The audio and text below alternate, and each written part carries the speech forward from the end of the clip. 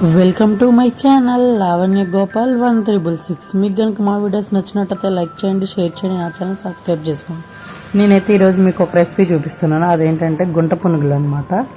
గుంట పునుగులు చాలా ఈజీగా చేసుకోవచ్చు. సో ఎలా చేసుకోవాలో ఏంటో ఒకసారి అయితే చూసేద్దామండి. ముందుగా మనం దోశ పిండి వేసుకుంటాం కదండి, మామూలుగా దోశల కోసం ఆ పిండితోనే ఈ గుంట పునుగులు అనేవి వేస్తారు.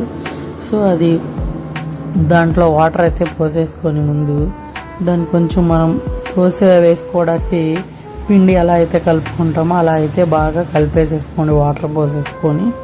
సో తర్వాత దీంట్లో తగినంత సాల్ట్ కూడా అయితే వేసుకొని బాగా కలిపేసేసుకోండి. ఇంక ఇట్లా వీడియోలో చూపిస్తున్నట్టు పిండిని కొంచెం ఇలా పలచగా వచ్చినా సరిపోద్ది.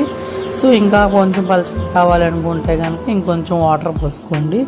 ఎలాగో మనం మిగతా వెజిటేబుల్స్ కూడా వేస్తాం కాబట్టి సరిపోతుంది అనమాట. సో ఇంక ఇట్లా బాగా బీట్ చేసేసుకొని బాగా కలిపేసేసుకోండి.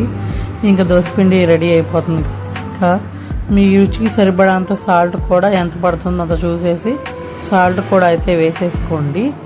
ఇలా బాగా కలిపేసేసుకున్న తర్వాత వీడియో చూపిస్తున్నట్టు పిండి తయారైపోయిన తర్వాత దాంట్లో అల్లం, పచ్చిమిర్చి, ఉల్లిపాయ, క్యారెట్ తురుము, కొంచెం కరివేపాకు, కొత్తిమీర అన్నీ కూడా ఇట్లా తురిమేసేసుకొని చిన్న చిన్న ముక్కలుగా వేసేసుకొని మొత్తం కలిపి మనం కలిపి పెట్టుకున్న పిండిలో అయితే వేసేసుకొని మళ్ళీ దాంట్లో కొంచెం జీలకర్ర కూడా వేసేసుకోండి. జీలకర్ర కూడా మొత్తం వేసేసుకున్న తర్వాత మొత్తం ఒకసారి అయితే కలిపేసుకోండి. బాగా మొత్తం కలిసేటట్టు పిండిలో మొత్తం కలిసిపోయేటట్టు ఈ క్యారెట్ తురుము, అల్లం, అలాగే ఆనియన్స్ అన్నీ వేసుకున్నాం కదండి. సో ఇంక మన బీట్రూట్ కూడా తురిమి ఇట్లా వేసుకోవచ్చు, హెల్త్కి మంచిదే కదండి. సో ఇట్లా పిండి అంతా బాగా కలిపేసుకున్న తర్వాత మనమైతే స్టవ్ ఆన్ చేసుకొని గుంట పునుగులు వేసుకునే ప్యాన్ ఉంటుంది, ఆ ప్యాన్ అయితే పెట్టేసేసుకొని దాంట్లో ముందు కొంచెంగా ఆయిల్ అయితే వేసేసుకోండి. అన్నిట్లో ఆయిల్ వేసేసుకొని దాంట్లో అది కొంచెం వేడెక్కగానే ఇక మనం పిండి రెడీ చేసి పెట్టుకున్నాం కదండి, ఆ పిండిని అయితే మొత్తం అన్నిట్లోకి ఇట్లా వేసేసుకోండి. వేసేసుకున్న తర్వాత దీంట్లోకి ఇంకా ప్లేట్ అయితే పెట్టేసేయండి. దాని మీద ప్లేట్ పెట్టేసేసుకొని దాన్ని ఒక 5 to 10 minutes అయితే లో ఫ్లేమ్లో ఉంచుకోండి. హై ఫ్లేమ్లో పెట్టామంటే పైన ఏమో కలర్ వచ్చేస్తుంది, లోపలే ఉడకదు అనమాట. సో అందుకే లో ఫ్లేమ్లో పెట్టుకొని ఒక 10 minutes ఉంచుకుంటే తర్వాత తీస్తే చూడండి ఇట్లాగా ఆఫ్టర్ 10 minutes తర్వాత చూడండి ఎలాగ ఉన్నాయో.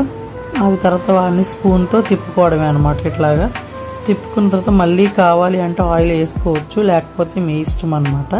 సో ఇవన్నీ ఇలా తిప్పుకున్న తర్వాత తర్వాత కూడా తిప్పుకున్న తర్వాత ఒక 4 minutes ఉంచితే సరిపోతుంది. సో తర్వాత కావాలంటే మళ్ళీ ఆయిల్ వేసుకోవచ్చు. నేనైతే ఇక్కడ స్వేచ్ఛా వాప తింటుంది కాబట్టి దానికోసం అయితే నేను నెయ్యి అయితే వేసాను అనమాట. సో తర్వాత ఇవన్నీ కూడా తీసేసుకొని ఒక గిన్నెలో పెట్టేసుకొని సర్వ్ చేసుకోవడమే. నేనైతే పల్లి చట్నీ విత్ కారపొడితో అయితే ఈ గుంట పునుగులను అయితే మా హస్బెండ్కి సర్వ్ చేశాను. అలాగే మా లావణ్యకి స్వేచ్ఛకు కూడా చేతికి ఇచ్చేస్తే చక్కగా పట్టుకొని తినేస్తుంది అనమాట. ఇవి చాలా టేస్టీగా ఉంటాయి. ఈవినింగ్ స్నాక్స్ కూడా మనం పిల్లలకి పెట్టచ్చు అనమాట. సో ఈ రెసిపీ కనుక మీకు నచ్చినట్టయితే లైక్ చేయండి, షేర్ చేయండి, నా ఛానల్ అయితే సబ్స్క్రైబ్ చేసుకోండి. Thank you for watching. Bye bye.